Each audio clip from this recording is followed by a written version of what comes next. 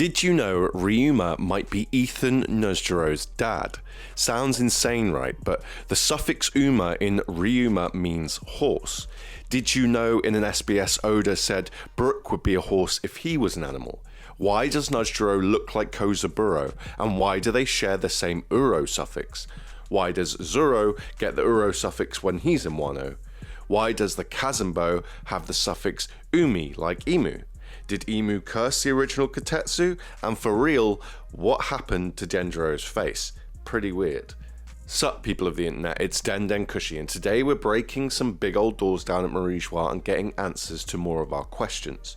We recently covered Emu, the Earth God, and now it's time to go through each Gorosei member and start opening up some of the mysteries. By the time the vid's done, you'll be shaving your head and practicing swordplay with a big cursed stick. So please, demon pierce that sub button and let's get cooking.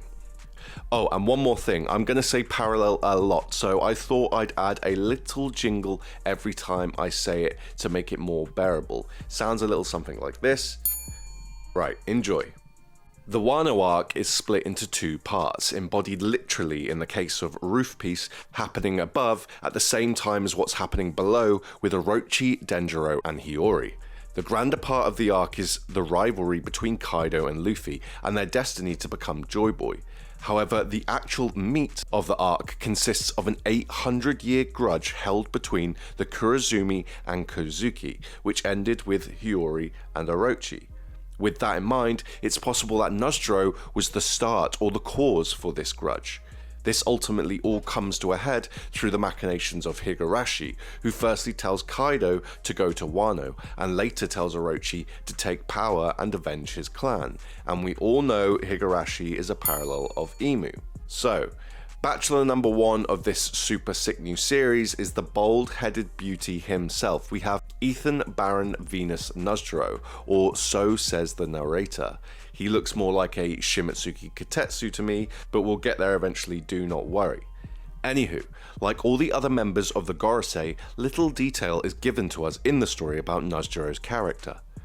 That said, with a deeper dive into characters such as Denjiro, who as his former identity Kiyoshiro looks similar to Nusjuro, and Kozaburo, who also shares a resemblance, we can deduce some pretty dark truths and start unfolding what really happened 800 years ago in the country of gold.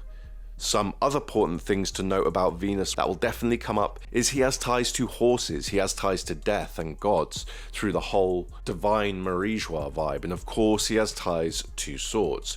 But with all of this, where do we begin? Well, firstly, I'm sure we can all agree that Nusjuro is from Wano. Hundreds of years ago, Wano was known as the country of gold. Nusjuro is the head of finance, and Denjiro was a money changer and bodyguard for Orochi and Odin, which parallels Nusjuro and Emu's relationship.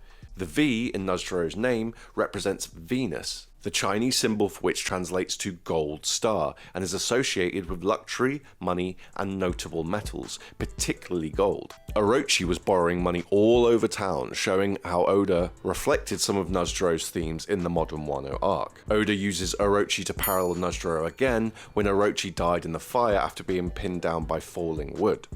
Nusjuro's yokai form, the Bakatsu, is a horse that is burned alive after being tied to a burning barn. The Bakatsu depicts themes of death and betrayal, which are the main themes in the whole Wano arc. Additionally, Zoro took on the suffix Juro during the arc, and Nusjuro's name ends with the same exact suffix, among other characters such as the traitor Kanjuro. All the Gorosei dress in suits except Nusjuro, who dresses in a kimono, which is typical Wano clothing. He also rocks a fresh pair of traditional wooden sandals, also known as gita. His kimono is white, but all the other Gorosei dress in black, perhaps evoking the distinctly white Wado Ichimonji, a sword made in Wano. Nusjuro, being the only swordsman of the Gorosei, also ties him to Wano, highlighted when he immediately recognized the Sandai Kotetsu wielded by Zoro. We met a centaur called Speed in Wano that has a few interesting connections to Nusjuro too, and of course, being a centaur is half person, half horse. So Oda has revealed enough for us to connect Nusjuro closely to Wano. More clues can be found when we look at characters that resemble Nusjuro in the story.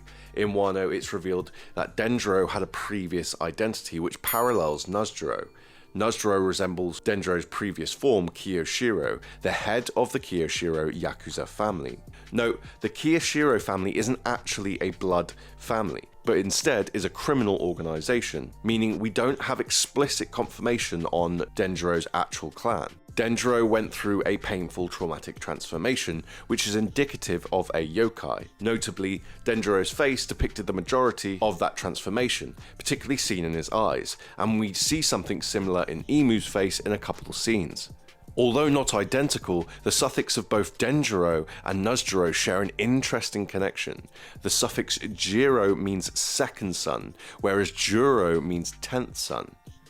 Weirdly enough, Denjiro's previous name, Kiyoshiro, is super similar to Kuoshiro, another Wano native that looks very similar to both characters. Kushiro Shimitsuki is a descendant of Ryuma and Kozaburo, who forged the Wado. This stands out immediately as a red flag for a few reasons. Firstly, Kuoshiro is the son of a world-famous master swordsmith, Kozaburo, who gave us the lore drop on cursed blades.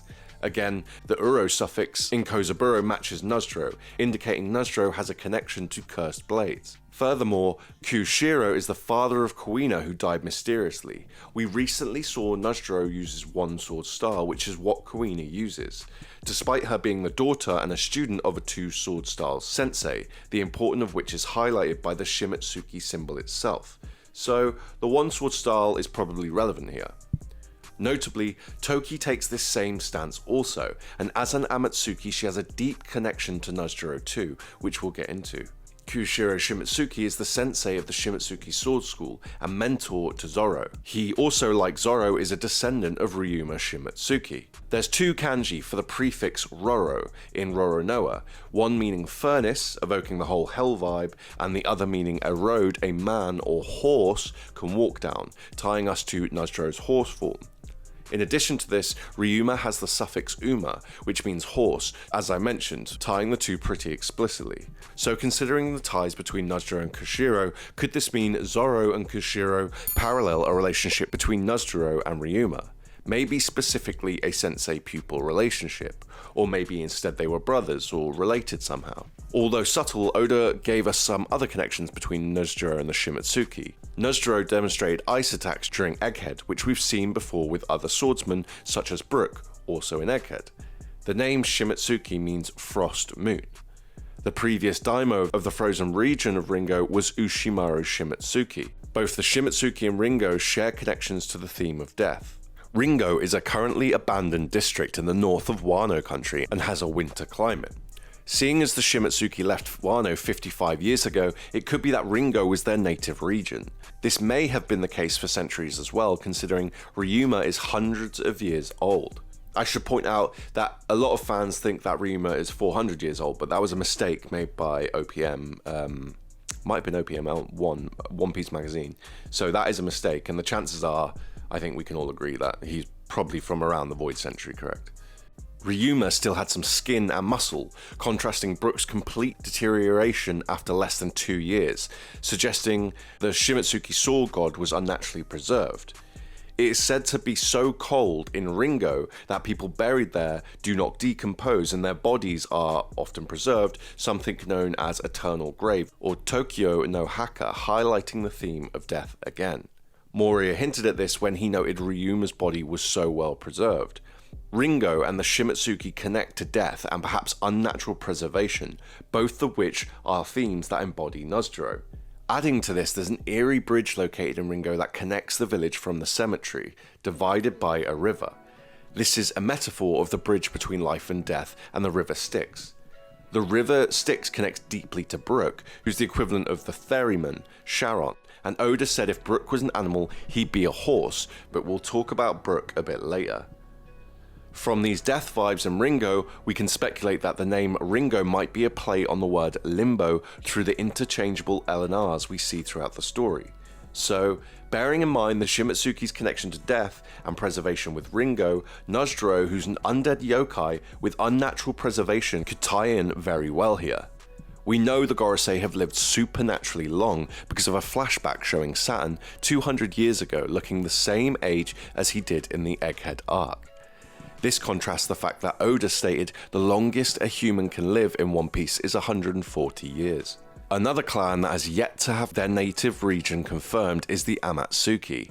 The Amatsuki share an intimate relationship with the Shimatsuki, which could even be hinted at when looking at Wano characters with green hair, such as Zoro, Furiko, Toki, Hiyori, and Aramaki. I'm not going to say anything about the fact Nusjuro is bald, but it could be that otherwise it would give the game away with his little green fro, right? That said, Nusjuro was shown to wear a green cloak in later anime episodes. The Green Reaper scene was very green as well.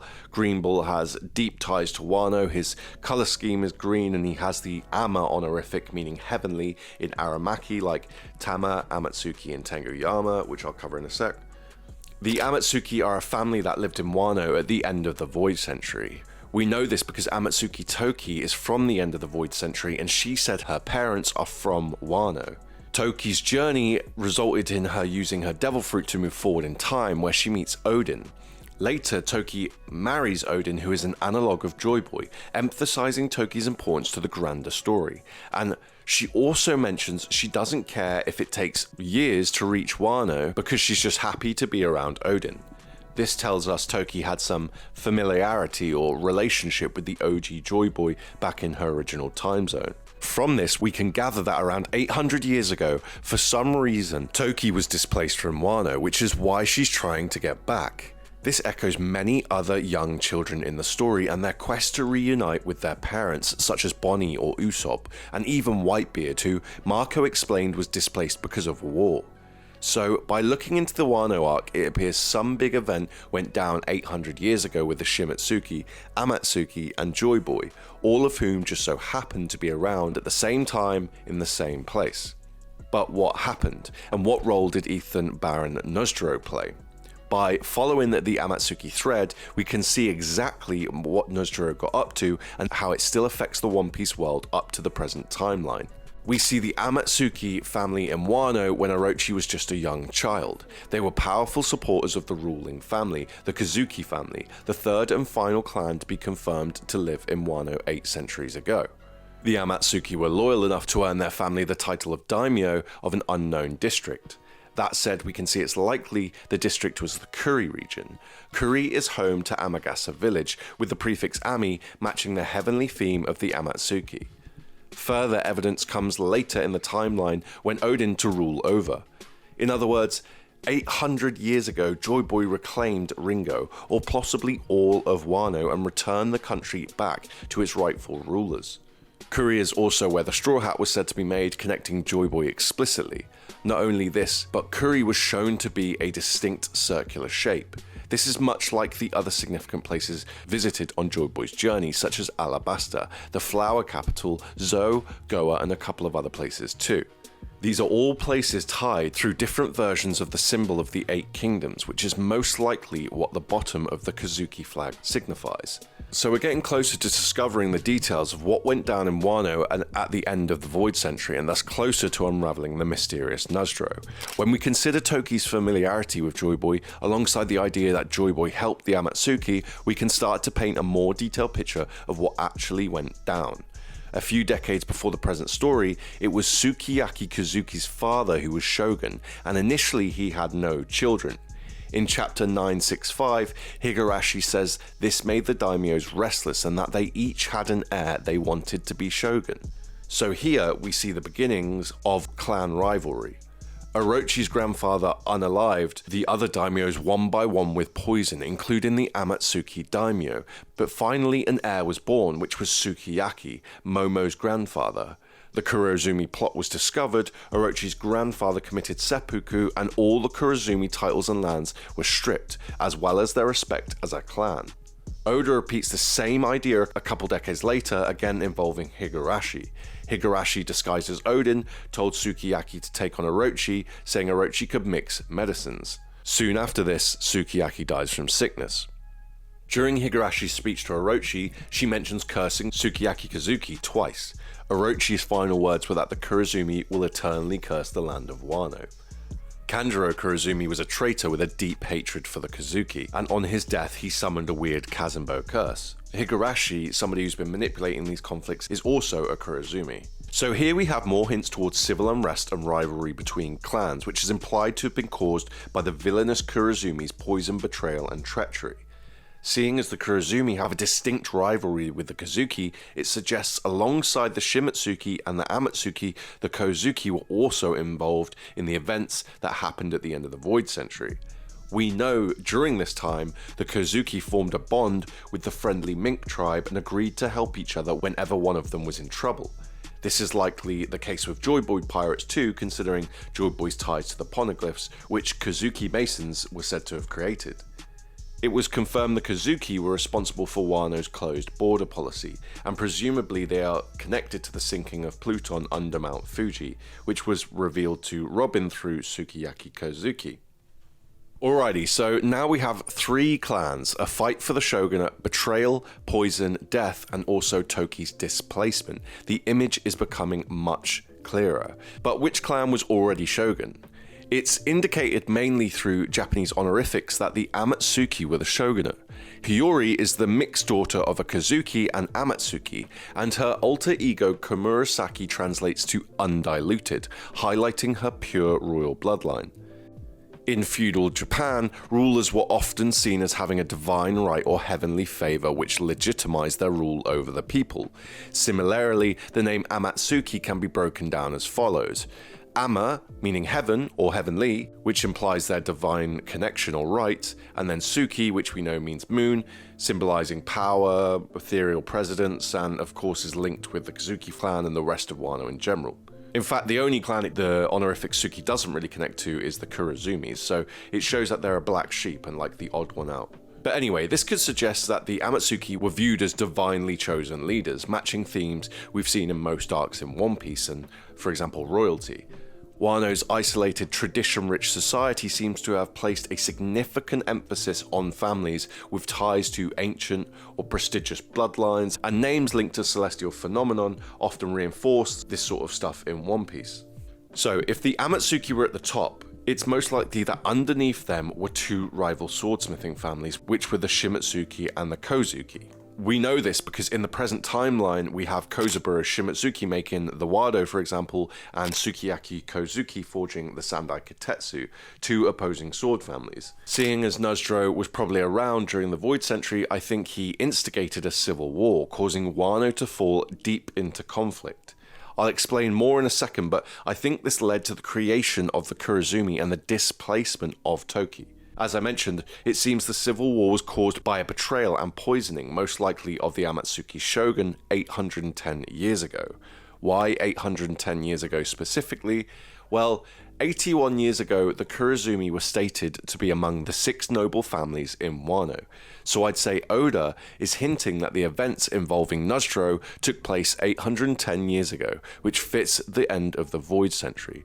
Obviously, that's a very precise guess, but I'm standing on business with this theory at this point, so may as well go hard or go home, right?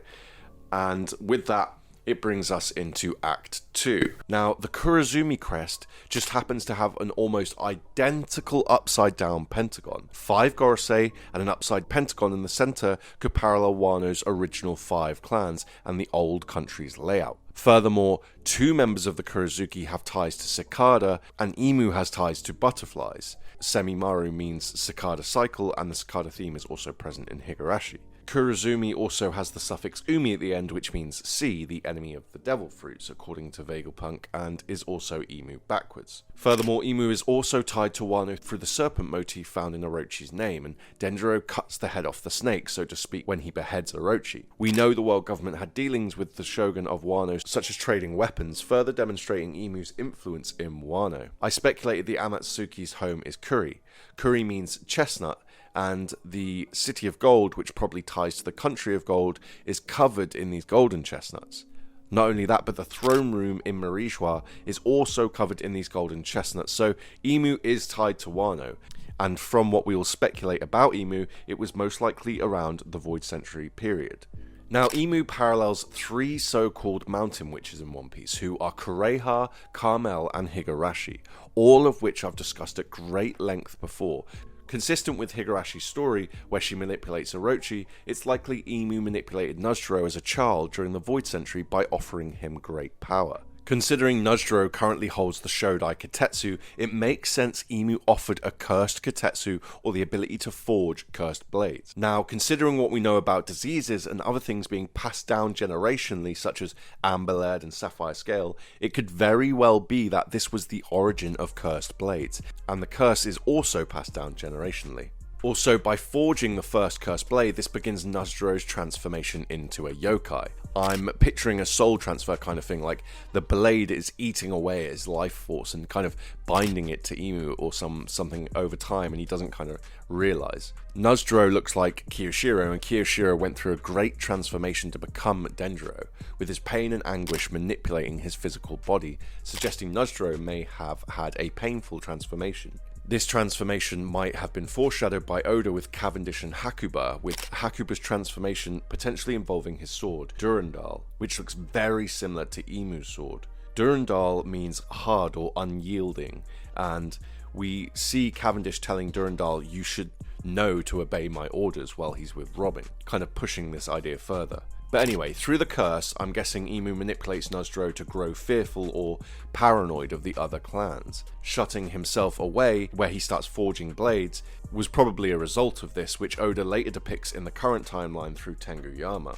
Nusjuro thinks the plan is to unsettle the current Wano establishment and take over the country of gold for himself, which Imu motivates using greed, and so he begins to plot the overthrowing of the Amatsuki. By getting close to the Amatsuki shogun, just like Orochi did, Nusjuro likely forged a blade for the Amatsuki, which kills the user, mirroring the poisonings we've seen during the Wano arc. Oda parallels this in the current storyline as Orochi orchestrates the downfall of the Kazuki family, all of which he does with a great power behind him, Kaido. Alongside Imu, Nusjuro forms a new clan from all the disgruntled samurai around Wano, which is the Kurozumi, and initiates the rebellion. This is how we get the weird connection between the Kurozumi symbol and the pentagram in Egghead.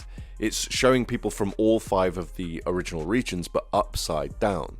This matches the effect that we believe Imu had on the world, where the world's been said to have been flipped. After the success of the rebellion, Nusjuro becomes shogun and he tries to rally the other clans in purging the remaining Amatsuki, but they decline. This reflects when Orochi offered the daimyos to follow him back to Odin Castle, but they refused and rebelled.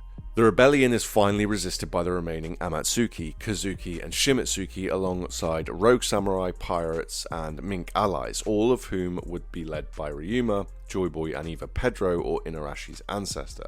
Pedro because of the quote Luffy said during Peak Roof Piece, and Inarashi because of Yamato's recent cover spread which showed he's now the daimyo of Kuri. So, this is the origins of the Samurai Mink Pirate Alliance, which we find evidence for with the inclusion of Joy Boy's whale tail symbol in the Kazuki crest, the Amatsuki bird, and possibly a lion's mane. The lion's mane would fit what I just said about Pedro, or perhaps even Sulong form with the mink in general. In a climactic final battle, and evoking imagery from Ryuma's fight with the dragon in Wanted, Ryuma sacrifices his life to ensure the success of the rebellion, encapsulating the whole self-sacrifice motif like other heroes in One Piece, such as Pedro again and Zeph's leg. R.I.P. homie. This causes his will to be inherited and live on, which contrasts Nusjuro's unnatural long life. Kinda Jedi versus Sith vibes, right? Ryuma makes a last stand against Nusjuro and his Shodai Kitetsu, reminiscent of Garp at God Valley, and does this in order to send Joy Boy away with Toki for her protection, and the assurance that the Amatsuki clan will live on, which would be Roger in the God Valley case, right? Additionally, we see a cool parallel in modern Wano with old Sukiyaki Kazuki who lives with the young Tama Kurozumi. This is a metaphor for the 2 clashing clans coming together.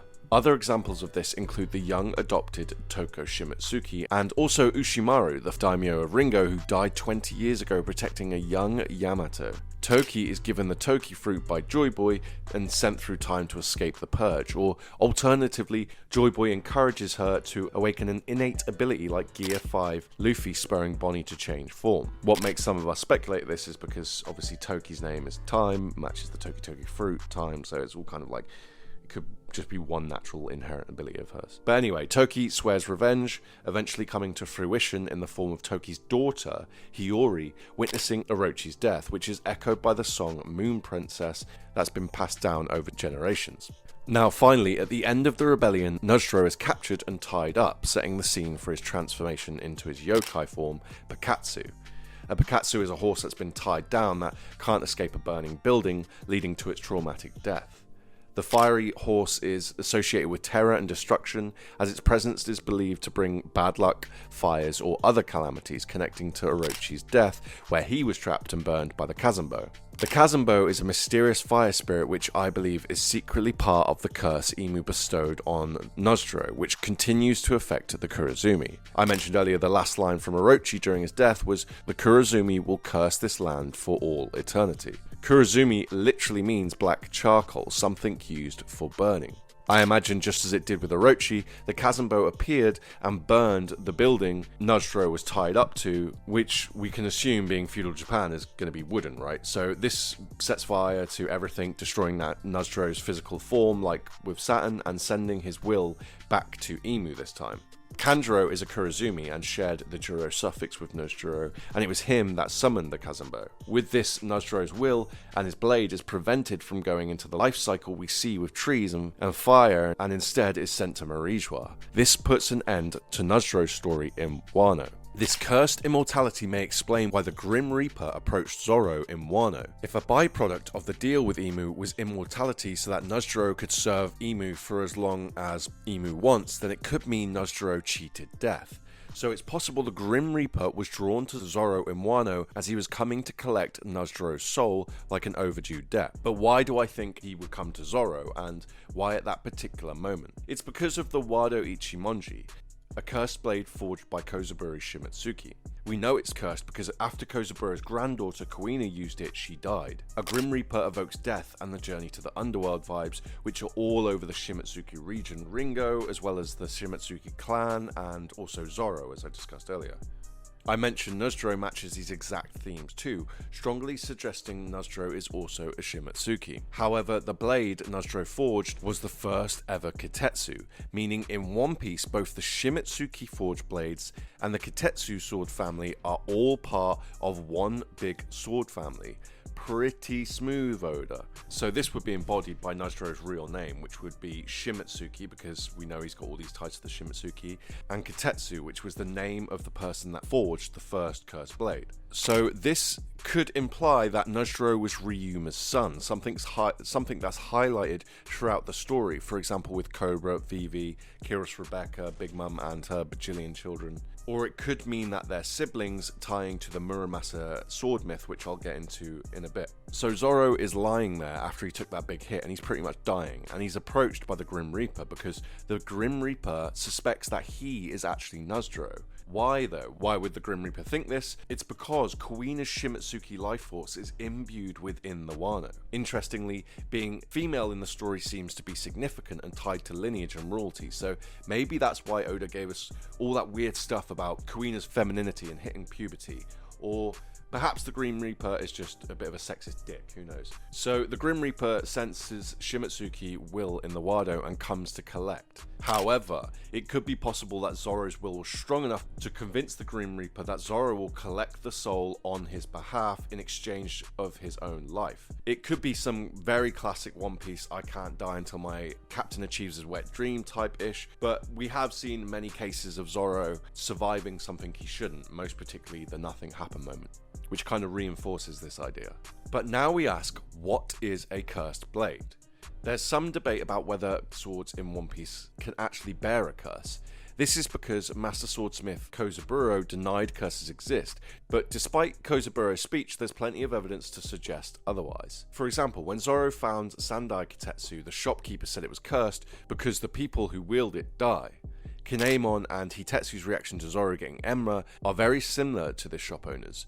Hitetsu and Kinemon advised Zoro to not use the blades as they feared it would end up badly for him. Zoro says that he needs to tame Enma. On occasion, Zoro speaks as if Shizui is a bloodthirsty sword acting on its own, so it's clear some characters sense that curses do exist. In both cases though, Zoro ended up proving his conviction was up to the task and received Enma, much like how he was given Shizui by the shopkeeper for free. So if swords might harm their owner, why would someone use one? The swords themselves could be crazy sharp, maybe even supernaturally so. When Zoro first uses Sandai Kotetsu in the shop, and he does his test of luck against the sword, the Kotetsu pierces deep into the floor. Law is another character wielding a cursed sword. This blade may be particularly sharp, like a scalpel, fitting Law's whole like surgeon theme. Now, graded blades are stated to be extra sharp. In One Piece, swords are classified into several grades based on their quality, craftsmanship, and the materials they're used from. At the top are the supreme grade swords, the finest and most legendary weapons. Examples include the 12 supreme grade swords, such as Nusjuro Shodai Kotetsu. Following this tier are the great grade swords, which, while not as respected as the supreme grade, are still of remarkably high quality and often wielded by very skilled swordsmen. Below these are normal grade swords, which are of average quality and commonly used by regular fighters without possessing any special properties. Finally, the quality grade swords sit at the lower end, often mass produced or of a lesser craftsmanship. Now, very importantly, we learned in chapter 955 that should a swordsman turn their sword into a black blade, then the grade would increase in rank, but this is very rare. Now, Nusjuro Shodai Kotetsu is already the highest rank. Given that the Shodai is called Demon Piercer and it is the highest rank, it's possible the blade got its name from decapitating that huge skull on Onigashima, which I do still believe is Oars' father. We get clues for this from Oars Jr.'s Jolly Roger having the number 3 on it, and the fact Oars himself was also likely to have been found in Ringo. Zoro's Enma, Wado, and Shisui are all one rank below his, meaning if he blackens any or all of his blades, he'll have the same, if not more, supreme grade blades than Nusjuro. The Wado Ichimonji is one of the most powerful of the 21 great swords in the One Piece world, and is currently held by Zoro. It's the only one of Zoro's blades that managed to block Yoro without being split into two. Additionally, the Wado Ichimonji is the only sword that Zoro has had throughout the entire story. Another power of Zoro's we've seen throughout the entire story is his Azura form, possibly suggesting the Azura form is in fact a product of the Wado Ichimonji. The term Azura references enemies of the god, which is what we hear the D-clan referred to as, indicating the ability is demonic and ties to the will of D. The Wado Ichimonji is a Shimitsuki forged blade. Ryuma even showed concern that his Shisui wouldn't last against the Wado, highlighting how powerful it would be, and also drawing a deeper connection between Zoro's Kotetsu and the Shimitsuki forged Wado. Sukiyaki tells us Enma is known as the sword that can split the earth down to hell, and in chapter 955 we see by using the Wado it's easier for Zoro to wield Enma because they're made by the same person, implying Zoro will have the potential to split the world down to hell. Of course, hell is where Sabo said the Gorosei were. Notably, the Nidai Kotetsu, the one below the Shodai, would also be a supreme grade if it was blackened, and the Sundai Kotetsu we're supposed to believe is just a standard grade sword, which is very unlikely. So in other words, if Zoro can blacken either of the Kotetsu blades, they would be on par with the Shodai, which is what Nusjuro has. Okay, now according to Sabo's statement, Nusjuro currently sits at the top of the world in hell.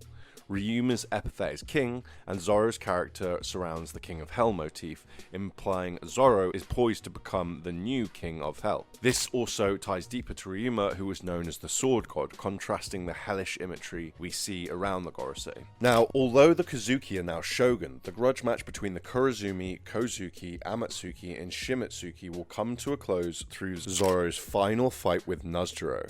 Wano is strongly influenced by the Muramasa and Masamune mythos. The Muramasa sword family refers to the legendary blades renowned for their exceptional sharpness and cutting ability, but are also said to carry a curse that drives their wielders to madness or violence. In folklore, Muramasa swords are seen as bloodthirsty and destructive, symbolizing uncontrollable aggression. The Masamune sword family is often considered the Muramasa's rival, and are famed for their beauty, craftsmanship, and spiritual purity.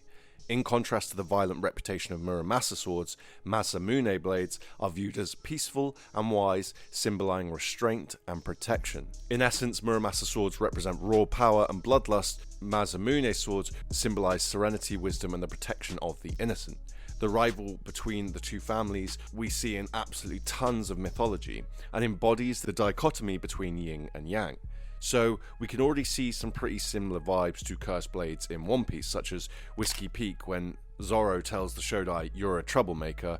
A sword is only supposed to cut what its master wants," suggesting that the Kitetsu family is the Muramasa family, you know, the dangerous one. And of course, this whole idea is embodied by the Kurozumi versus the Kozuki, right?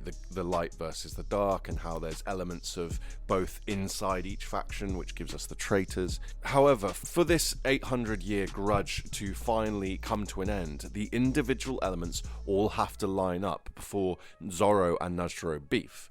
By this, I mean both characters need to have a particular set of swords. So let's take a stab at who's going to be using which blades. So we'll start with the Sandai Kitetsu, which is the most modern Kitetsu and was forged by Tenguyama Hitetsu. The character Tenguyama is revealed to actually be Kozuki Sukiyaki.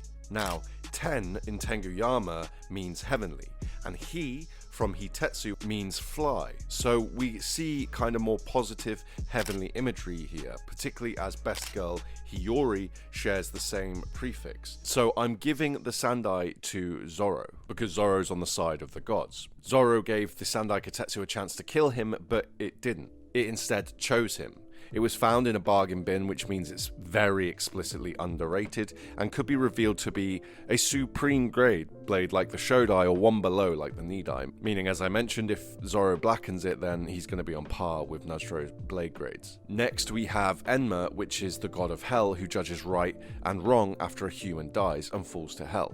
Nusjuro sits in hell in Marijois, deciding right from wrong and who to cleanse. So I think Nusjuro uses Enma in the final fight. The Wado Ichimonji connects to the Asura form, I strongly believe, which is the enemies of the gods. So I'm going to give this one to Nusjuro too, which might surprise some people to hear, but I'll explain why in a second. So that means 2 of Zoro's blades he has currently would be going to Nusjuro, leaving him with empty slots to fill. Now this is where you put on your sun cream and your sunglasses, because we are about to absolutely cook this theory into the stratosphere right now. I spoke about Wado and the Asura, right? And it could be that Nusjuro might actually take the Asura form, which also could imply that Zoro would take a crazy final form. Like I said, what happened in the scene with the Grim Reaper? Nothing. Absolutely nothing. Hey Grim Reaper, bye Grim Reaper, and that was it. Now, being an unhinged One Piece theorist, I have to think there is more there. Earlier, I linked the Shimatsuki to the Grim Reaper. We also said that Nusjuro forged the Kitetsu blades, meaning if Zoro uses all 3 Kitetsu blades together, does he finally become the King of Hell? Did he make some kind of agreement with the Grim Reaper to retrieve Nusjuro's soul? If this was why Zoro was so quick to attack Nusjuro, the answer is yes, because Zoro will become Shaman King. No, I'm just joking. But for real, let's take a look at the other characters involved and how Zoro will get these swords. So if Zoro already has Enma and Wado and Shodai, and somehow he loses Enma and Wado to Nusjuro, it leaves him with Shizui, which means he needs to find the 2 other blades. Considering I believe Nusjuro will use the Wado, I think it's likely that the Shodai Kitetsu that Nusjuro have will also find its way to Zoro, so they've like switched their most powerful supreme grade blades, right? Which gives him 2. It gives him Shizui and the Shodai, leaving just the Nidai. Now, if Zoro is getting the Nidai, it means someone has to go to Wano to get it, because it was left there. Most readers are expecting this return anyway, particularly via Blackbeard, who is the swordsman of the Blackbeard crew, Shiryu. His current blade, Ryo, is half white and half red, potentially being a reference to Nusjuro with the white and the blood of the Muramasa blades being red. And there's tons of other ties between Shiryu and what we've been talking about in this whole video. Shiryu is notorious for his bloodlust, reminiscent of cursed blades, which Oda highlighted when Blackbeard gave Shiryu his sword back, and he immediately killed a load of prisoner guards. Remember, Kuro in Kurozumi means black, perhaps being a parallel to Blackbeard here. The bloodlust is the reason why Shiryu was put in Impel Down in the first place. His birthday is June 11th, giving us the classic 11 and 6 we see with many other swordsmen in the story, such as Zoro and Kuina. Shiryu provided the antidote to Blackbeard for Magellan's poison, connecting to the poisonous aspect of the Kurozumi clan that we discussed earlier. Lastly, Shiryu smokes a cigar constantly, which leads me to talk about my boy Smoker. I think it'll be Smoker that takes on Shiryu and Wano. why do I think this? It's because his counterpart is Tashigi, and I think Tashigi will have to finish the job, taking down Shiryu once he's got the Nidai. Once Shiryu gets the Nidai and starts using two-sword style. This would then give us the parallel to Kuina using one sword in the Isshin Dojo against opponents that are using two-sword style. Yes, this does also mean I think Smoker is going to die in Wano. Smoker has a ton of weird connections to Zoro, and they even look a little bit similar. Smoker's got a green tint to his hair, and his weapon is equipped with Sieve Prism Stone, which also comes from Wano. Ask yourself, what is Smoker's real name? We still do not know, so Smoker probably has some weird ties to Wano. If Shiryu gets the Nidai when Blackbeard goes to Wano and Smoker and Tashigi fight him, and then Tashigi collects the Nidai, which ties into her whole collecting sword hobby, then this would be a perfect fit. Tashigi gives the sword to Zoro, connecting to when they first met and Zoro proved himself worthy to the shopkeeper in front of her. This will be Zoro reuniting with Kuina's will and fulfilling his dream before he takes on Nusjuro to become the king of hell. Kuina's life force binds Zoro's destiny to Nusjuro. Nusjuro's eternal life comes at the cost of fellow Shimotsuki souls. This is amplified by the Shimotsuki forged Wado Ichimonji. Zoro will overcome his battle with the Wado-wielding one-sword style Kuina Shimotsuki by beating the Wado-wielding one-sword style Kitetsu Nusjuro Shimotsuki, her ancestor and the reason for her death. Flare learned from the bartender in Wanted that Ryuma was actually the swordsman called King, so Zoro will become the king, king of hell, and the sword god, and he will defeat Nusjuro, a devil or an Oni which is living in Marijua. After Nusjuro's demise, the only remnant of the Kurozumi will be Tama Kurozumi, who is a young female, meaning she will lose her clan name if she marries, and the clan name will be forever forgotten. This is contrasted by the Amatsuki and Kazuki unified in Hiyori. Wow, okay, so that's that then, I guess, people. Thank you so much for listening. Anyway, thanks for watching, guys. As always, you've been great. Denden Kushi aims to provide grounded, free, fact-based theories, taking a deeper glimpse into Oda's intricate masterpiece. That said, if you want to buy us a coffee or contribute to some ideas, you can become a Patreon, become a member, or simply hop in our Discord and become part of a tight-knit community. Anyway, make sure you subscribed, like the video, and make sure to join us for the next one. Till then, bye!